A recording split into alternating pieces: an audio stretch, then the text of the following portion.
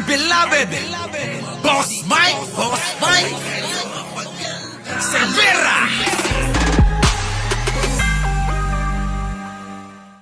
Eto na, mga kababayan. Etong si Tobats, oo, binanatan ni Atty. Claire. Ni Resbacan, binutata. Binutata, mga kababayan. Eto na, pasok!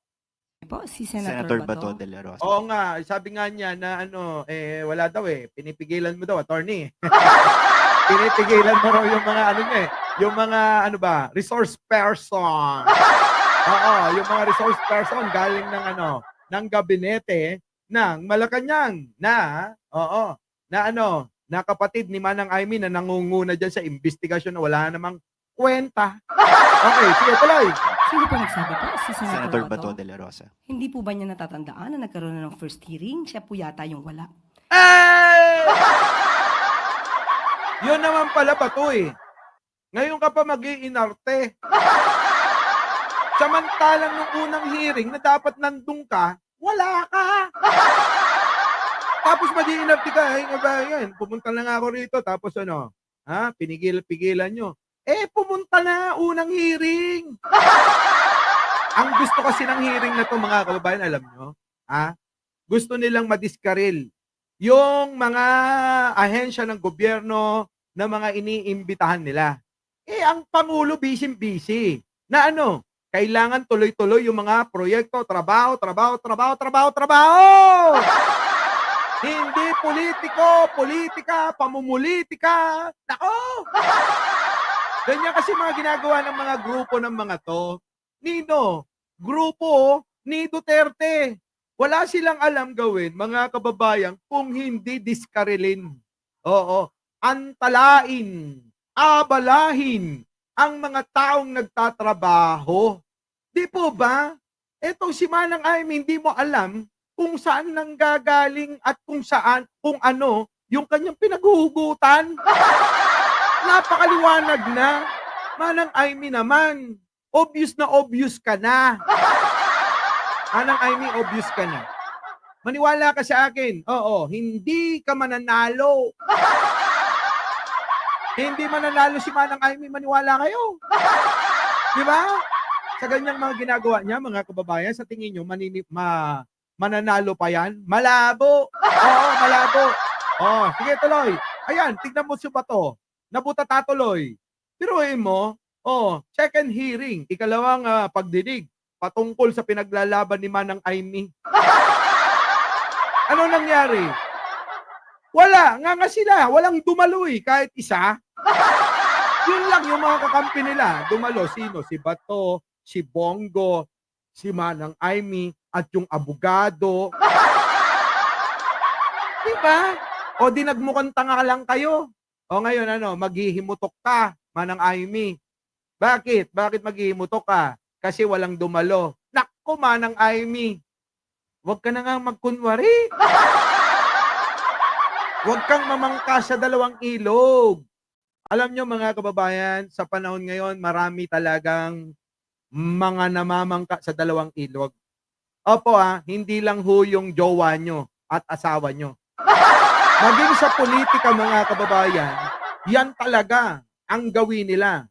Kaya ang Pangulo dapat mag-ingat sa mga taong nandiyan na mga sumisiksik na mga dating mga patay na patay kay Digong.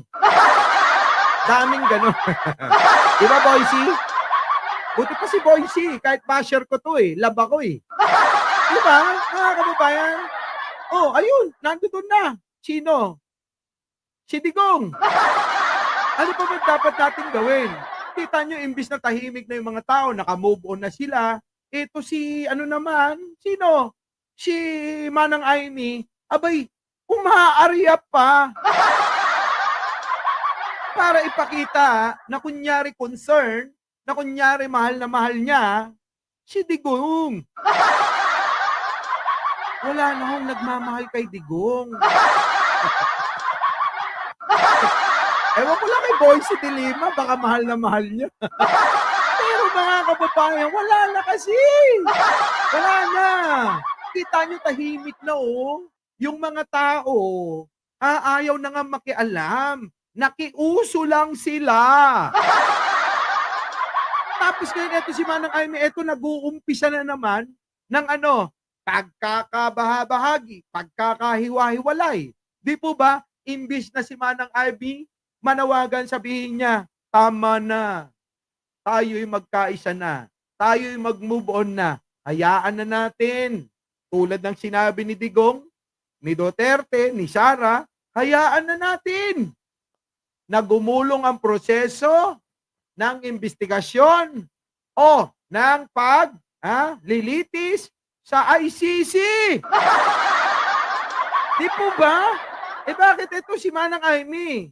Epal eh. Ang tawag kay Manang Aimee, mga kababayan, alam nyo, epal talaga eh. Napaka-epal. Oo, di ba? Ang pambansang epal ng Pilipinas, si Aimee Duterte! Bakit Duterte? Hindi ko alam bakit ko nasabi. Di ba? Sige tuloy. Ito tuloy. Si Bato, nabuta tuloy. Sino po nagsabi po? Si Senator, Senator Bato? Bato de la Rosa. Hindi po ba niya natatandaan na nagkaroon na ng first hearing? Siya po yata yung wala. Kita mo? Bato, ikaw daw yung wala, sabi ni Attorney Claire. Bakit naman ikaw nagdadrama pa? Concern ka ba talaga kay Digong o parang siya? Parang siya? Sinong siya? Para kang si Aimee din, Bato, ano? Ha? Di ba sabi mo, sasamahan mo si Digong, bakit hanggang ngayon wala pa? Bakit di mo gawin yung pangako mo sa kanya? Nang sa ganun naman mabawasan ang kalungkutan niya doon sa kulungan niya. Diba? Attorney Claire, ganda ng ayos ng buhok mo Ganda ng pagkakadali Oy, thank you Maria Paliso ko sa mga nakapag-subscribe na sa Levelers. Opo Maraming salamat po. Opo baka naman meron pa Oy, kay Ann, matagal ka na. Subscriber ka ba saan? Sa Levelers? Sa Levelers kayo mag-subscribe mga kababayan Eto na. That was an opportunity para sa kanya para magtanong. So wag niyo pong sisihin kung ngayon po ay hindi umaten ang mga cabinet officials natin sa pangalawang hearing po. Absent ka kasi. So hindi na problema yung kung hindi ka nakapagtanong ba to. Nagrereklamo, hindi man lang ako nakapagtanong kasi walang dumalo. Paano nga ba to? Absent ka nga nun. Absent ka daw, sabi ni Attorney Claire, absent. Di ba? Si Ray Rapol, sabi 507 pa lang daw yung nagla-like. Alam niya, magli-5,000 na tayo mga kababayan. Tuloy. 6 na oras po ang naging hearing nung una. Sana po dumating siya. Oo nga, hindi ka dumating 6 na oras. 6. Ang tagal nun. 6 na oras nag-hearing ba to? Kahit man lang yung last minute. Di ba? Kahit paano natanong mo sila. Kaso parang umiwas ka. Sino ba ang umiiwas? Sila o kayo talaga? Di po ba? Ngayon magdadrama sila. Oo, ngayon magdadrama kayo. Sa palagay ninyo, kapag ginawa nyo yan, Manang Aimee, Bato, Bongo, at kung sino pa, sa palagay nyo, love na kayo ni Sara? Hindi kayo love ni Sara. Abangan nyo mamaya, meron akong ipaparinig at ipapalabas na video rito. Hindi kayo love. Hindi mo sila love ni Sara, maniwala kayo. Attorney Claire, pasok! Nagpakita siya para pa nakapagtanong siya na maayos. Yun, sana nagpakita ka. Nang sa ganun, nakapagtanong ka ng maayos, Hindi, Arnold Lopez, hindi 1.9 yung viewers natin ba? Magli-5,000 na tayo. Di ba? Ngayon, eto pa mga kababayan. Kung maalala ninyo, itong si Sara Duterte, abay nagpasalamat sa Pangulo. Di ba? Ano ngayon ang sagot ng Malacanang dyan? Mamaya tatalakayin natin yan. Ngayon, isa pa mga kababayan, eto naman si Manang Aimee, kung ano-ano sinasabi na pulso daw ng mamayang Pilipino. Hindi kaya pulso mo lang o pulso nyo lang ni Batot ni Bongo? Kayong tatlo lang may gusto. Yung mga tao, ayaw na nga to. Yung mga nanonood, sa hearing ninyo, puro chismoso. Eh bakit kanyo? Eh lahat ng nangyayari dyan sinensend sa akin Walang ya. Naka-live na sila. Boss Mike, kung manang mo. Walang ya, manang ko, manang nyo na yan. Ayoko na yan. Ayoko na dyan, manang nyo na lang yan. Walang yung manang na yan. Hindi yan manang. Lola, lola na, Apong! Apong Iming! Ano ba? Apong Iming! Kanya ka. Ito na. Pasok! Kung magpasalamat muna si Eto, mga kababayan, yun daw mga kababayan, nagpasalamat si Sara Duterte. Eto, tuloy na dito natin. I could help. Ito raw ang tugon ni Pangulong Bongbong Marcos sa naging pasasalamat sa kanya ni Vice President Sara Duterte. Kasunod po ito ng naging pahayag ni VP Sara na napaganda Ang saklap nun, mga kababayan. Ang sagot ni Pangulong Bongbong Marcos nakatulong ba ako? Ay, naku, alam niyo si Pangulo, minsan, pilyo, Tuloy. Ano yan? Sara Duterte. Kasunod po ito ng naging pahayag ni VP Sara na napaganda pa raw ang relasyon nila ng ama nang makulong ito. Banat naman ni Palace Press Officer Claire Castro. Yan.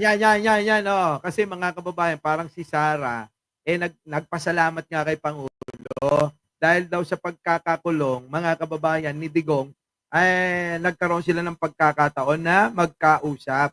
At natalakay na natin to, nabigyan na rin natin ng reaksyon. Ulitin nyo na lang yung kahapon. Opo nando doon yung bukabuhan ng reaksyon natin patungkol dito. Pero ang bibigyan natin ng reaksyon ay yung mga tugon, yung mga sagot naman ni Pangulong Bongbong. At saka ng Malacanang na rin, At saka ni Attorney Claire. Yun po yung ating bibigyan na reaksyon. Okay, tuloy! Mas maganda kung magpasalamat din ang Vice Presidente sa amang si dating Pangulong Rodrigo Duterte. Hindi naman daw kasi sila mapupunta sa The Hague, Netherlands kung hindi siya nagkaroon ng kaso. Boom! Yung pagkitaw yung mga sagutan, nakakainis. Nakakainis mga kababayan yung sagutan ng Malacanang, Magpasalamat ka rin sa tatay mo, sabi. Dahil kung hindi dahil sa kanya, hindi naman kayo mapupunta ng daya. Nakakainis. Nakakainis tong banat na to, Nakakainis, sa totoo lang. Yung ba sasabihin, magpasalamat ka rin sa tatay mo. Kung hindi yan naging mamamatay tao, kung hindi yan nanggahasa, kung hindi yan, pinagpapatay yung mga mahihirap na tao, di hindi kayo napunta dyan lahat. Grabe. Ang tinding. Ang lupit ni Attorney Claire Castro sumagot. Ibang klase, mga kababayan? Ibang klase yung sagot ni Attorney Claire Castro. Putik na yung mga sagutan, parang si Pangulong Bongbong Marcos lang. Alam ba? Nakatulong ako. Mag-break muna kayo. Mawawala tuloy ako sa moment ko. Tingnan nyo, mga kababayan. Ano sagot? Mas maganda kung magpasalamat din ang Vice Presidente sa amang si dating Pangulong Rodrigo Duterte. Correct. Hindi naman daw kasi sila mapupunta sa The Hague, Netherlands kung hindi siya nagkaroon ng kaso tungkol sa umano'y extrajudicial killings. Patay! Grabe! Ano ba ito? Ano ba? Sara na lang ba talaga? Alam nyo, aminin natin Aminin na natin, maging magpakatotoo tayo. Yung banat ni Attorney Claire talagang real talk yon. Pero, kung ikaw yung patutungkulan, mabibwisit ka talaga Di ba? Di ba mga kababayan? Kahit yung sagot ni Pangulong Bongbong, kung ikaw yung patutungkulan, mabibwisit ka talaga. Pero real talk yun. Real talk yun mga kababayan. Bakit? Sino ba nauna? Di ba si Sara? Di ba? Sabi ni Sara, thank you kay Pangulong Bongbong Marcos. Dahil kung hindi dahil sa kanya, ay hindi kami nagkausap ng aking ama. Bakit? Kailangan maging pa siya? Maging parte pa siya para mag-usap kayong dalawa, Sara? Ayun, mga kababayan. Kayo, kailangan pa ba na maging tulay, gumawa ng paraan si Pangulong Bongbong Marcos para magkausap tong dalawang mag-ama na to? Parang naman napaka-awkward naman. Ibig sabihin, kayong dalawa na lang na mag-ama, hindi nyo pa maayos ang problema. Tapos nag-a-apply kayo para ayusin ang problema ng iba? Problema ng bansa, problema naming mga Pilipino, gusto nyo ayusin. Pero yung problema nyo sa pamilya nyo, hindi nyo naaayos. Tama ba? Tama ba mga kababayan? Napakasimple mo nawain eh. Tama po ba? Problema nilang mag-ama, kailangan pa pala si Pangulong Bongbong Marcos ang alin? Ang umaksyon at gumawa ng paraan? Tapos gusto nyo ayusin yung problema naming mga Pilipino at ng bansang ito? Kung yung problema nyo sa pamilya nyo, hindi nyo maayos? Lang yan naman mga... Uy, okay lang ako. Hyper ako ng konti. Tapos bababa ulit. Ha? Oy, Manang Aimee, nakita mo yon? Problema nga nila. Hindi nila maayos. Kita mo, kailangan pa si Pangulong Bongbong Marcos. Bakit ikaw, Manang Aimee? Hindi mo maayos yung problema nung dalawang kinakampihan mo. Di ba? Si Manang Aimee, daldal ng daldal. Ayusin mo muna yung problema ng mag-ama. Ano ba yung pinag-aawayan nila? Pera, mana, nakurakot nila. Ganun ba? Sabi rito mga kababayan, teka muna, nandito na. Nasa na ba yun? Nawala, ang bilis eh. Yon. Si Riri. Oy, Riri! Nandiyan na. Subscribe sa, sa Levelers. Thank you naman. Di ba? Mga kababayan, napakasimple. Tapos itong mga hinayupak na mga nakadikit sa mga Duterte, mga kababayan, alam nyo ginagawa, nagpapagulo pa lalo. Sobra. Di ba?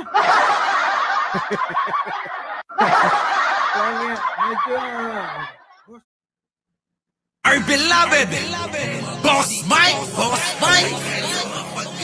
Severa.